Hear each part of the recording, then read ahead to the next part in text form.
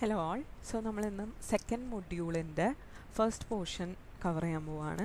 So second മൊഡ്യൂളിനകത്ത് നമ്മൾ first മൊഡ്യൂളിൽ നിന്ന് ഡിഫറെൻ്റ് ആയിട്ട് എന്താ പഠിക്കുന്നതെന്ന് വെച്ചാൽ സിമ്പിൾ വേപ്പർ കംപ്രഷൻ സിസ്റ്റമാണ് പഠിക്കാൻ പോകുന്നത്. Okay, so simple vapour compression refrigeration system, this is also called as VCRS system എന്നും ഇതിനൊരു പേരുണ്ട്. Okay, so simple vapour compression സിസ്റ്റവും എയർ റെഫ്രിജറേഷൻ സിസ്റ്റംസും തമ്മിലുള്ള വ്യത്യാസം എന്താണെന്ന് വെച്ചാൽ എയർ റെഫ്രിജറേഷൻ സിസ്റ്റംസിനകത്ത് എയർ ആണ് നമ്മൾ റെഫ്രിജറൻ്റ് ആയിട്ട് യൂസ് ചെയ്യുന്നത് ത്രൂ ഔട്ട്. ഓക്കെ, അവിടെ ഒരു ഫേസ് ചേഞ്ച് ഒന്നും സംഭവിക്കുന്നില്ല. വേറാസ് വേപ്പർ കംപ്രഷൻ സിസ്റ്റത്തിനകത്ത് ലിക്വിഡ് ടു വേപ്പർ ഒരു കൺവേർഷൻ പല സ്റ്റേജസിലായിട്ട് നടക്കുന്നുണ്ട്. Okay, so here the refrigerant is not air, it is അതിന് പകരം ഒരു ലിക്വിഡ് റെഫ്രിജറൻ്റ് ആണ് നമ്മൾ യൂസ് ചെയ്യുന്നത്. യെസ്, അപ്പോൾ നമ്മൾക്ക് ഈ മൊഡ്യൂളിനകത്ത് പഠിക്കാനുള്ള സിമ്പിൾ വേപ്പർ കംപ്രഷൻ സിസ്റ്റം എന്താണ്, അതിൻ്റെ 5 മോഡിഫിക്കേഷൻസ് എന്താണ്, ആ 5 മോഡിഫിക്കേഷൻസിൻ്റെ പ്രോബ്ലംസ് എങ്ങനെ ചെയ്യാമെന്നതാണ് ഒരു പാർട്ട് ഓഫ് ഇറ്റ്. ഓക്കെ, അപ്പോൾ അതായിരിക്കും നമ്മൾ ഈ വീഡിയോനകത്ത് ഡീൽ ചെയ്യുന്നത്. Yes, so to start with let us just evaluate or understand what are the components involved in a simple vapor compression system. So just like you can see over here, ഇതിനകത്ത് ഒരു compressor ഉണ്ട്, right? There is a compressor, ഒരു condenser ഉണ്ട്, ഒരു expansion valve ഉണ്ട് and ഒരു evaporator ഉണ്ട്. Okay, so നമുക്ക് ആലോചിക്കാം, സോ വാട്ട് ഈസ് ഹാപ്പനിങ്? ഈ കംപ്രസറിനകത്ത് നിന്ന് റെഫ്രിജറൻറ്റ് ഹൈ പ്രഷറിൽ കംപ്രസ്സായി 2 എന്ന് പറയുന്ന സ്റ്റേറ്റിലോട്ട് വന്ന് ആ ഹൈ പ്രഷറിലുള്ള റെഫ്രിജറൻറ്റ് കണ്ടൻസറിൽ കൂടെ പോകുമ്പോൾ എന്ത് സംഭവിക്കും? അത് ലിക്വിഡ് സ്റ്റേറ്റിലോട്ട് മാറും, പക്ഷെ അപ്പോഴും ഹൈ പ്രഷർ ആയിരിക്കും. ആ ഹൈ പ്രഷർ ലിക്വിഡ് സ്റ്റേറ്റിലുള്ള റെഫ്രിജറൻറ്റ് എക്സ്പാൻഷൻ വാൽവിൽ കൂടെ വരുമ്പോൾ ലോ പ്രഷറായി കൺവേർട്ടായി. Okay, and still it is in liquid state, and then when it comes to the evaporator, it becomes evaporate ചെയ്തിട്ട് liquid മാറി gas ആയി മാറുവാണ്.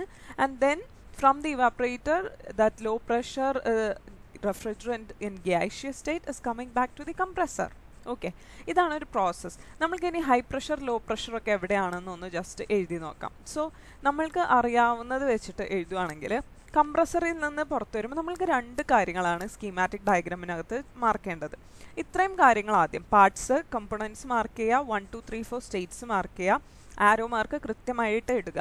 അത് കഴിഞ്ഞാൽ പിന്നെ പ്രഷറിൻ്റെ സ്റ്റേറ്റും അതുപോലെ തന്നെ എന്ത് ഫേസാണ് റെഫ്രിജറൻറ്റ് എന്നത് കൂടിയാണ് നമുക്ക് ആഡ് ചെയ്യാനുള്ളത്. സോ കംപ്രസറിൽ നിന്ന് കണ്ടൻസറിലോട്ട് പോകുമ്പോൾ we know that it is going to be in high pressure state. Okay, so high പ്രഷറാണ് ഇവിടുത്തെ സ്റ്റേറ്റ് ഓഫ് റെഫ്രിജറൻറ്റ് എന്ന് നമുക്കറിയാം. ഫേസ് എന്താണെന്ന് ഇവിടെ മെൻഷൻ ചെയ്തിട്ടില്ല. Now when it comes out of the condenser, what happens? കണ്ടൻസറിനകത്ത് പ്രഷർ ചേഞ്ച് ഒന്നും cause ചെയ്യാത്തത് കൊണ്ട് തന്നെ it is going to continue to be in the high pressure state. Now കണ്ടൻസറിൽ നിന്ന് after passing through the expansion valve when it become state number 4 എന്ത് സംഭവിക്കും? What is an expansion valve or what is the expansion process? The expansion process involves അല്ലെ increasing the volume and thereby decreasing the pressure and thereby ഈ high pressure സ്റ്റേറ്റിൽ വരുന്ന refrigerant whichever phase it may be it turns into low പ്രഷറായി മാറും. So let's mark it in A different colour. So it becomes low പ്രഷറായി മാറും. Okay, so it becomes low pressure. Okay, and then when it comes out through the evaporator state നമ്മൾ പറയുന്നില്ല, face പറയുന്നില്ല, but it still continues to be low pressure. State 1 എന്ന് പറയുന്നത് low pressure ആയിരിക്കും. Okay, yes, ഇനി നമ്മൾക്ക് അതിൻ്റെ face conditions എന്തായിരിക്കും എന്ന് നമ്മൾക്ക് ഈ TS diagram and PH diagram ഒന്ന് ഇവാലുവേറ്റ് ചെയ്തിട്ട് പറഞ്ഞു നോക്കാം. So if you look into the figure you know that state 1 is what comes into the compressor. Therefore process 1 2 എന്ന് പറയുന്ന പ്രോസസ്സിനെ നമ്മൾക്ക് എന്ത് വിളിക്കാം? കംപ്രഷൻ പ്രോസസ് എന്ന് വിളിക്കാം. Right, it is going to be compression process. And what kind of compression is it going to be? ഈ ഫിഗറിനകത്ത് നോക്കിക്കഴിഞ്ഞാൽ അറിയാം, ഇറ്റ് ഹാസ് ഗോട്ട് constant entropy. Yes, S1 is equal to S2 and therefore the process is going to be isentropic process. Isentropic ആയിട്ടുള്ള process ആയിരിക്കും. Okay, so S1 equals S2 ആണ് ആ പ്രോസസ്സിൻ്റെ ഹൈലൈറ്റ്. യെസ്, അപ്പോൾ 1 എന്ന് പറയുന്ന സ്റ്റേറ്റ് നിങ്ങൾക്ക് ഓൾറെഡി തെർമോഡൈനമിക്സിനകത്ത് പ്യുവർ സബ്സ്റ്റൻസിൻ്റെ TS ഡയഗ്രാം PH ഡയഗ്രാം പഠിച്ചിട്ടുള്ളത് കൊണ്ട് you know that this state number 1 it looks like it is in the wet region which means it is a combination of vapor and liquid. So state 1 എന്ന് പറയുന്നത് we have already marked it as low pressure. What is it going to be? It is going to be vapor plus liquid mixture. Okay, അത് മനസ്സിലായി. Now look at state 2. What is state 2? In a simple vapor compression system, you see that state 2 lies on the saturation vapor line. Okay, This is called the saturation vapor line, and which means that a point lying on this line would be in vapor state, which means that compressor ninnu porthu varunathu is in high pressure state ആണ് already mark ചെയ്തിട്ടുണ്ട്. It is just vapor, there is no mixture. Okay, now what comes out of this 2ൽ നിന്ന് 3ലോട്ട് പോകുമ്പോൾ condensation കഴിഞ്ഞിട്ട് high pressure ആണ് നമ്മൾ already mark ചെയ്തിട്ടുണ്ട്. What state it is going to be? It is going to be condensation എന്ന് പറയുന്ന process തന്നെ vapour to liquid പ്രോസസ്സാണ്. So that is going to be liquid state, purely liquid. 3 എന്ന് പറയുന്ന point lies on the saturation liquid line. Okay, this is on the saturation liquid line.